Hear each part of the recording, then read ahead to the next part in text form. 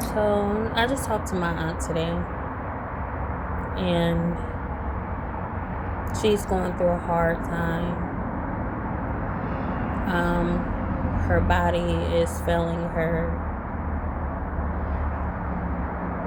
She mentioned that she had a lot of, what got my attention was that she said she had a lot of screens inside of her, like filter screen material stuff inside of her from the last surgery that she had that they never removed.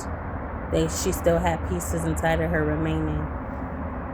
And I told her, I'm like, you can sue them for that because they didn't do it right the first time.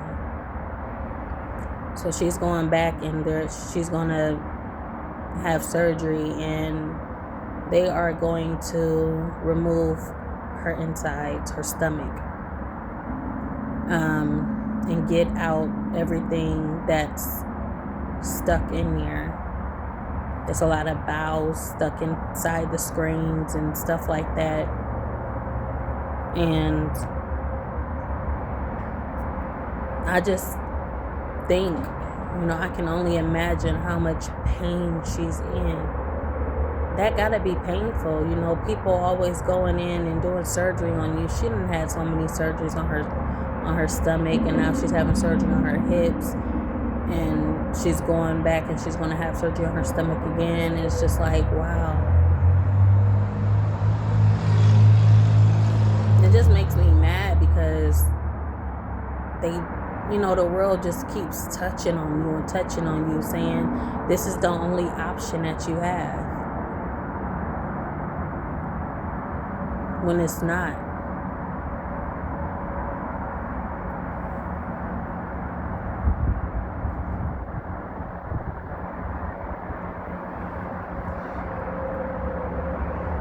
But in her case, I guess so, because they did it once and they didn't do what they were supposed to do.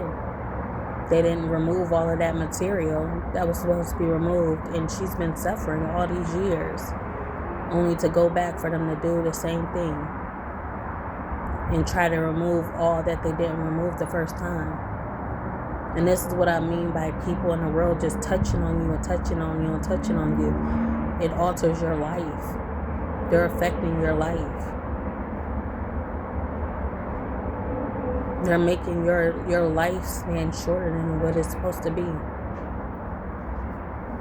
It's upsetting.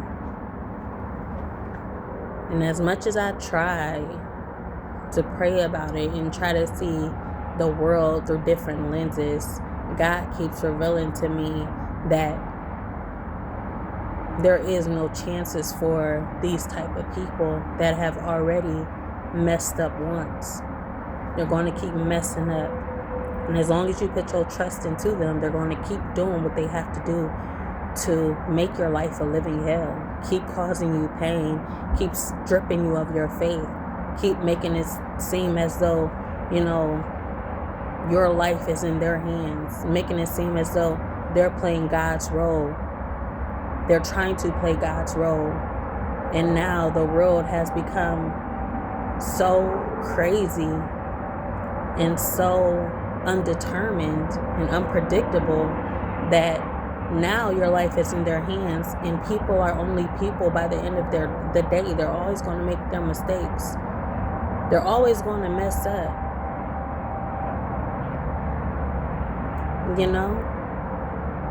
It's a different. You can't play God's role because God is God, and you are only a merely human being. Merely a small human being that feel like you can make everything or fix everything, but yet you've broke it once again. And that's all you are good for, is breaking things. And now you're breaking people. Broken, fixing the broken. Make it make sense. You're already broken. But you just want to feel like you have so much knowledge, or you're so much smarter than the next person, when you're just like that person.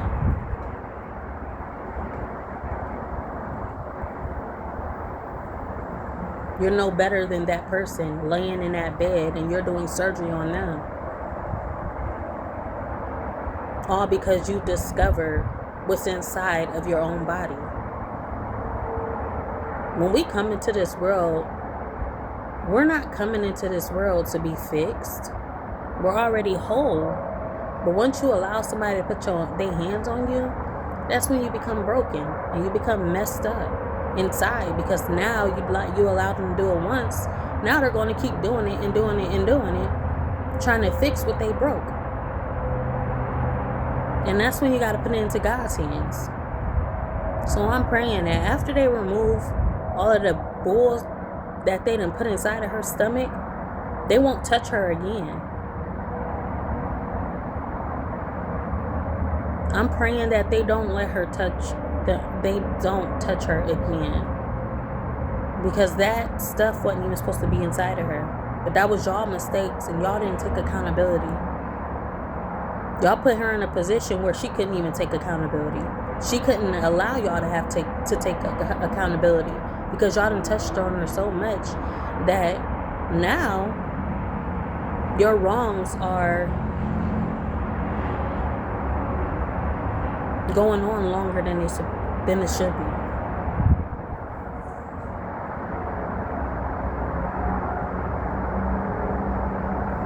Your mistakes will be mistakes. And this is something that will be taken to the grave. But even when it's taken to the grave, you will be accountable. You will be held accountable, because that's how nature works. That's how God works. That's how karma works. It'll all come back to you, regardless if it's in the grave or you take it upon yourself to, do something that's not supposed to be done, and now they're being cremated. You're still going to get what you deserve, because you're altering other people's life. You're altering their lives. And you feel like you can make a mistake inside someone's body, as long as they don't talk about it, as long as they don't say nothing. But y'all just fail to realize that we connect. When we connect, there's connection. It's a cycle. It's going to come out regardless. The truth is going to come out whether you want it to or not, because that's how life is. Life is the truth. You're the liability.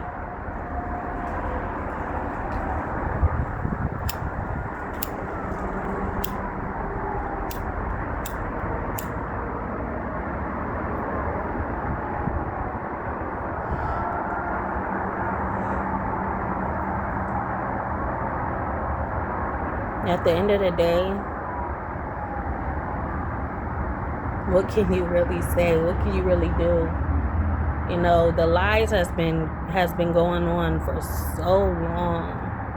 For too long. It's been going on for too long.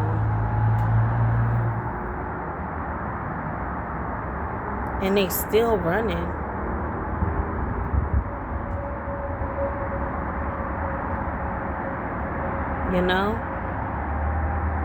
It's heartbreaking. It makes you want to walk around in all black, because now we know the truth. And now we know the truth about each other.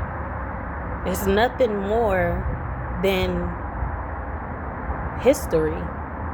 It's nothing more than history.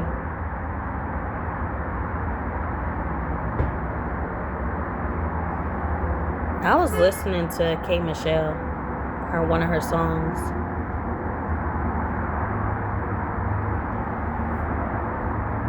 The one song that go like, it's not about love, it's all about revenge. And that hit home. The truth comes out, in different ways. You have to just pay attention. You have to be awake to it. You have to be in a position to receive the truth. That's all the world is. That's all we are. I'm going to go back to that. We are the poops.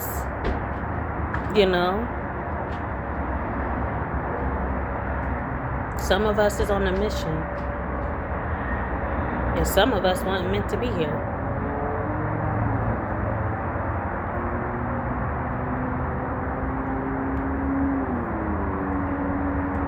But because you are here, depending on your faith, God is working in your favor. You're working in the favor of God.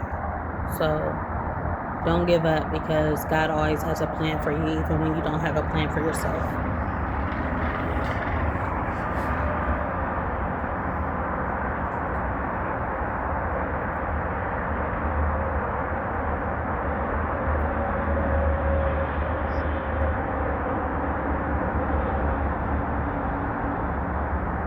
The difference between, is there a difference? Okay, so the difference between us and animals, since I keep comparing us to animals, and I know a lot of people be like, I wish you stopped comparing me to an animal, is that we can think. We have the ability to think. We have so many ways to react. We can move. We can do what we want. We can do whatever we think. Can animals think? Is the question. Because if they couldn't, they wouldn't be able to hunt down their food and stuff. So it's just like, I be trying to freaking make a comparison between the two. But that's the thing. Animals can do only what they're able to do. The thing about humans is that we can do more than we are able to do. We can do more than we can do, or we should do. And that's where we feel like we can take matters into our own hands, because we were put in a position to. We were given that advantage. That has become a disadvantage, because we still have to own up to our consequences.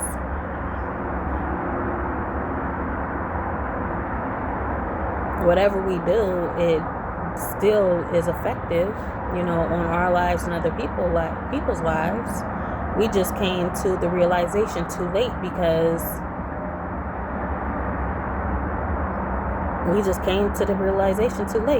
now that all we have done is coming back on us, and we're like, dang, I didn't know. But now that I know, what are you going to do about it?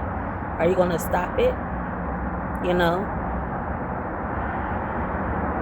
Are you going to correct the situation? Are you going to admit your wrongs? Are you going to put it in God's hands and have faith? And it's like going and saying, oh yeah, I found out all of this about you, and now I schedule an appointment to have surgery on this day, and then when you come into surgery on this day, the doctor is just like, hold on, I'm going to put it in God's hands. You going about your day. What if that happened? What would you do? But like I said, in her position, they already messed up. So they got to go in and fix it and remove everything that they put inside of her that didn't belong there. Because you want to be because they want to experiment on you. In order to experiment on you, they got to convince you that this is the right way. This is the way it has to be done. They have to convince you. They have to persuade and manipulate you. All of the things that they taught us in school. Oh yeah, don't do drugs. Don't let these people manipulate you into doing what you know is wrong. But you put it out there. And the first thing, you try to correct your situation. You try to correct the mistake by telling these kids no. Telling these kids to say no to what you've already done. You've already manipulated these people, so now, you've manipulated them to the point where they don't believe in themselves. You've touched all over them to where God can't even get through to them, can't even get to them. Because you put them in that position, but now you want to try to correct it by giving everybody a choice, and you had that choice. The same choice that you had, you're trying to push it on other people. And then when they do it or they fail, they want to, at least they admit where they wrong. But then now you got them questioning if they was ever wrong at all. You were the wrong one because you put it out there. And then you try to stop, your mistake from spreading by telling other people Don't do it. Don't allow this person to manipulate you, but they're only your seed. They're your seed. Doing what you're afraid to finishing what you started.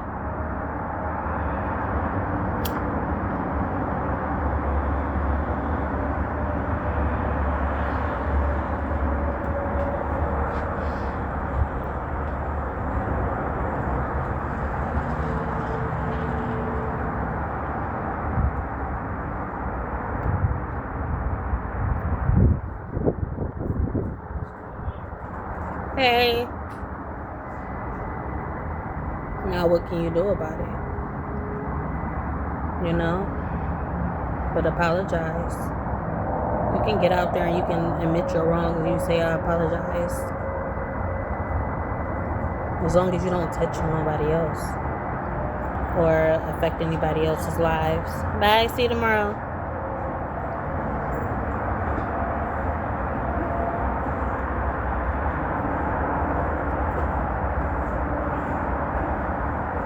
Wear your jacket. Why they keep putting your jacket in your book bag like it's hot out here? You put your jacket on. They tripping. Sitting damn home without a jacket on.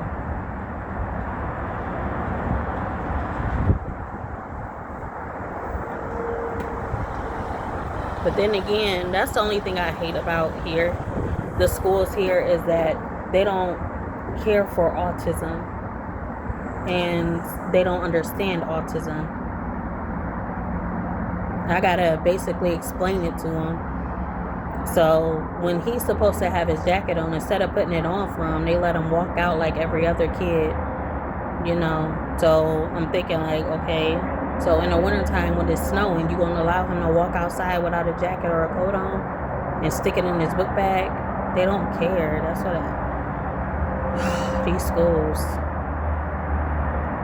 They make you do more than you're supposed to, or you have to.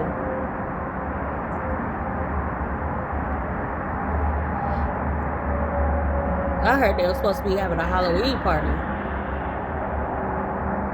Well, I heard that they do. Usually they send forms in the book bags and stuff to let you know that. And I have not received a form. They sent me a letter that I signed. I sent back and it's still in his book bag. I want to throw it in the trash.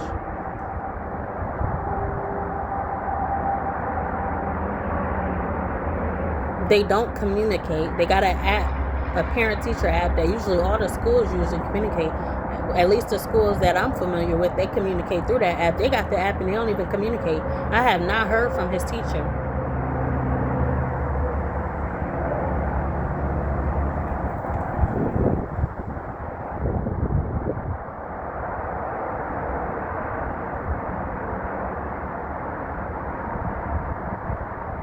But my auntie, she want me to get my grandpa's urns from his wife.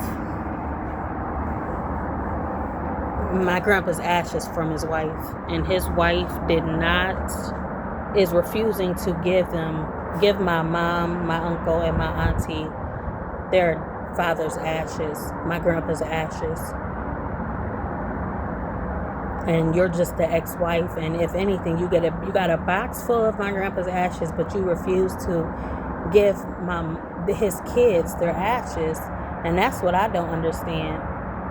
You know, I told my aunt, like, I'll reach out to her son, because I know, you know, her son, my uncle, my auntie, you know, I'll reach out to them, one of them, and try to see what she say about giving my auntie her ashes, because my auntie don't feel like she's going to make it. And if anything, she says she don't have the feeling of wholeness without her dad's ashes. And my auntie is a daddy's girl, and I just feel like that's wrong.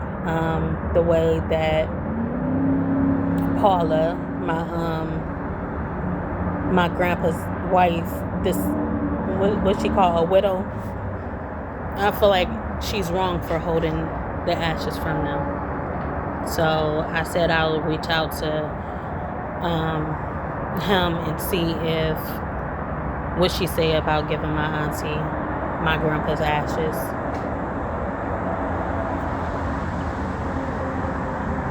But that's what I'm gonna do soon.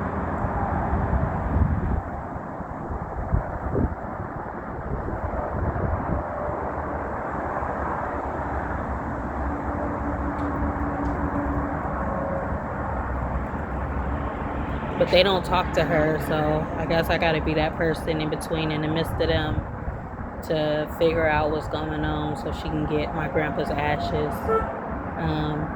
And that's what I'm saying. Like, I was like, if it's me, I would go knocking on their door. But she don't even know where they live. That's the thing. She don't even know where they live now. But that's what I was like, if that's me, if that was me, I would go up to her door and knock on that door and say, can I get my dad's ashes, period, point blank, because those are his kids. So why wouldn't you do what you're supposed to do, you know? And obviously, I don't know if my grandpa had a will. Maybe he didn't. But be the bigger person and at least give them his ashes. She didn't give them anything from my grandpa, so that's what I heard. So that's what I'm about to do next. I'm going to just go find his number and reach out to him if he has the same number. And at least do that for my aunt.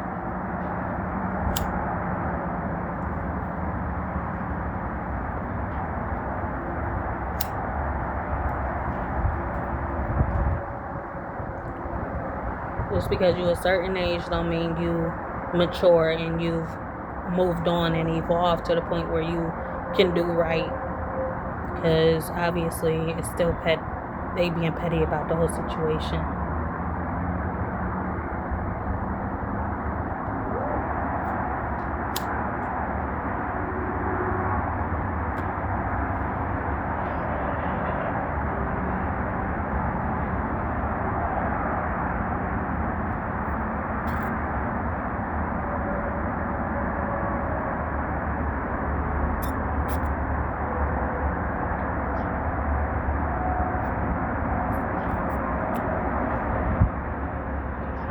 So yeah,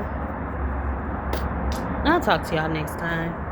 Just an update on my emotional situation, emotional status, and I will talk to y'all next time. Like, comment, subscribe, be notified, share, tell on free will to